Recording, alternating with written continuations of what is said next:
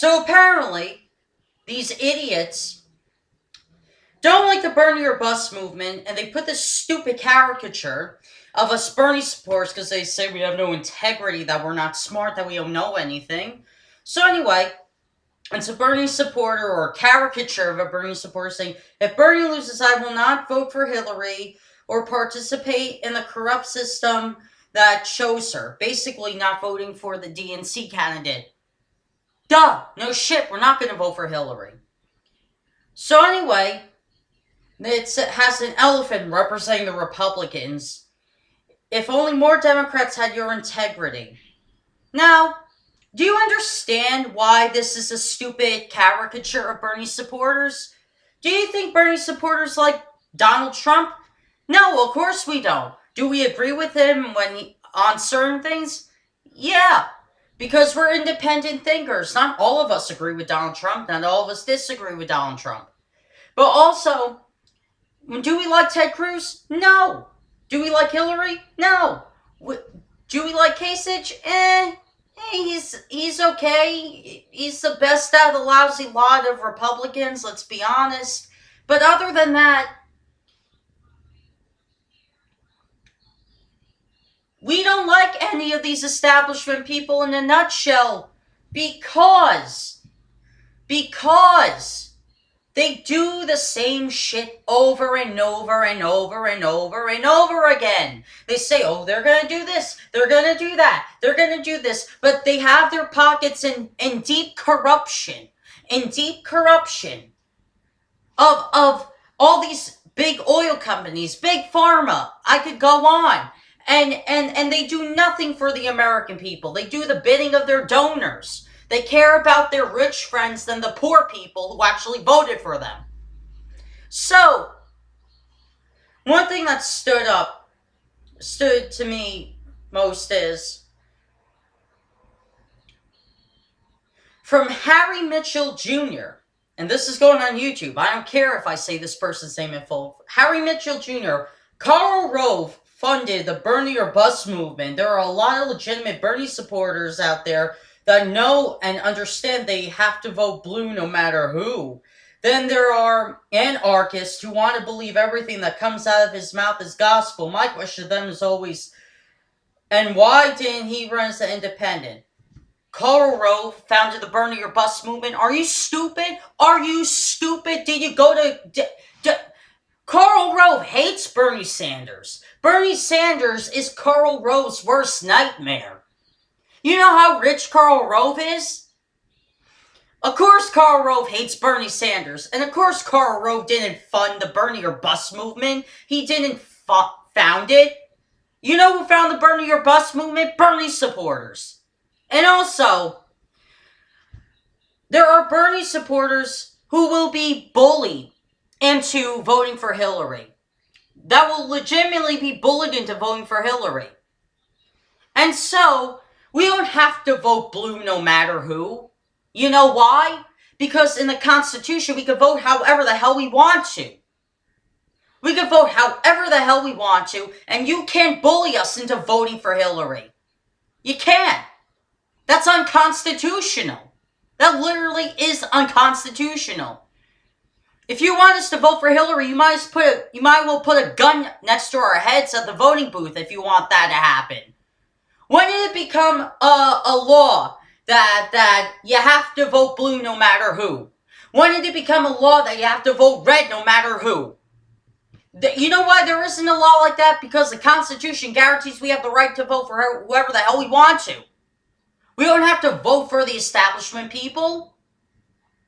And also, these idiots who believe that Karl Rove started the Bernie or Bust movement, you really need to do your own research. Also, this comment stood out. Joanne Vallow said, Bernie claims these new voters, people are new voters, people who have never voted before. Obama won twice by huge popular vote without these so-called new voters. So stay at home and stop threatening our delegates. You're just borderline Republicans. Fuck you, Joanne. Fuck you. We're not borderline Democrats. We're not borderline Republicans, sorry. We're not even full Democrats. We're independent thinkers. We're independent voters. Even though most of us are registered Democrat, a lot of us are independent thinkers. We can think for ourselves. Thank you very much. And also, Obama won by huge numbers because these were people who already voted. You know, the majority of baby boomers and the majority of millennials who voted before. But these are new voters Bernie has brought to the Democratic side. New voters who are Republican. New voters who are Democrat. New voters who are independent. You know why? You know why he's gained these amount of people?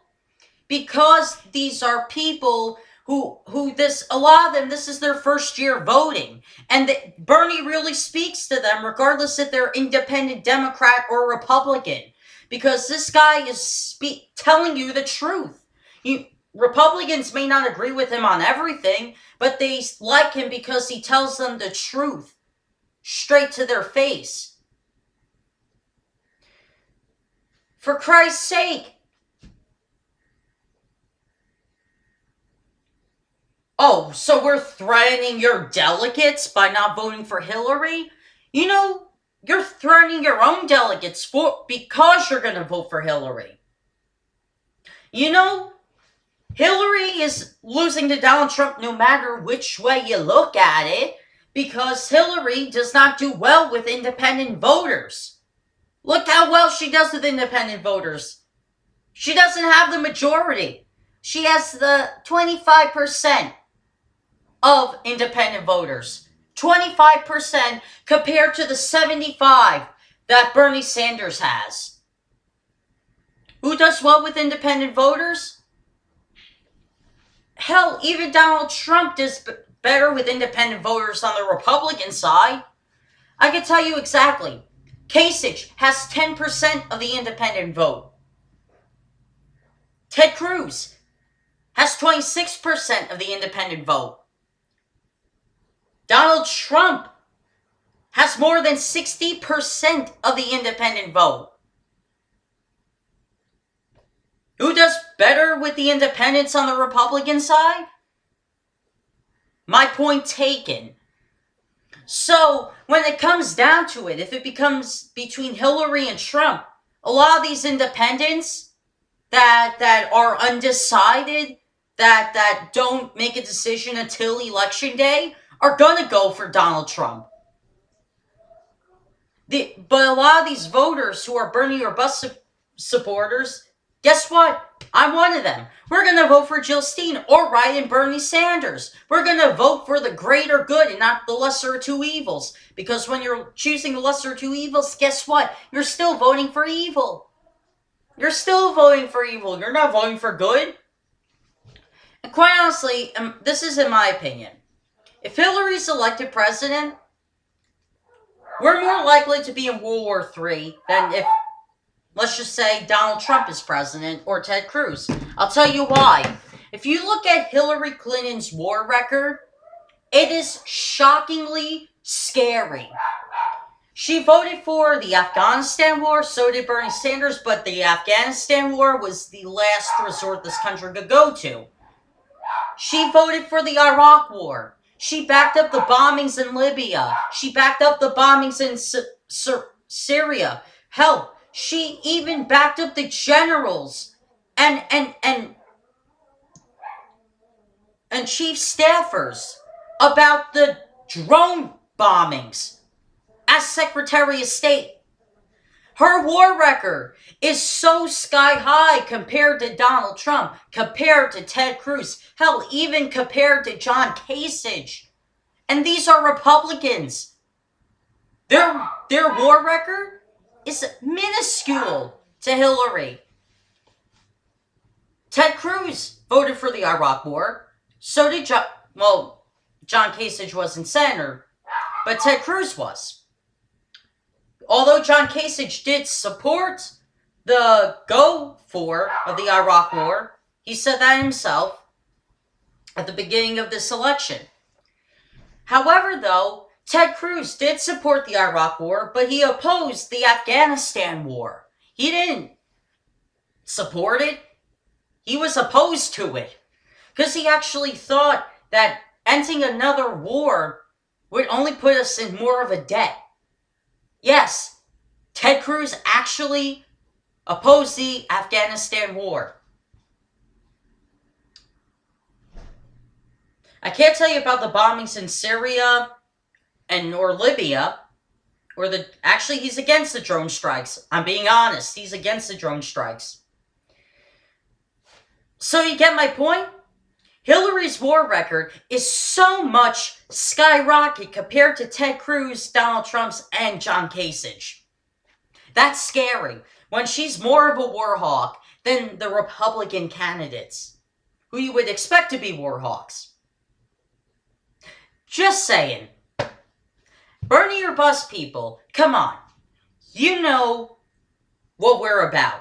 These people who believe that where these crybabies are stomping their feet, staying home. No, we're going to go out to vote, but we're going to vote for the greater good.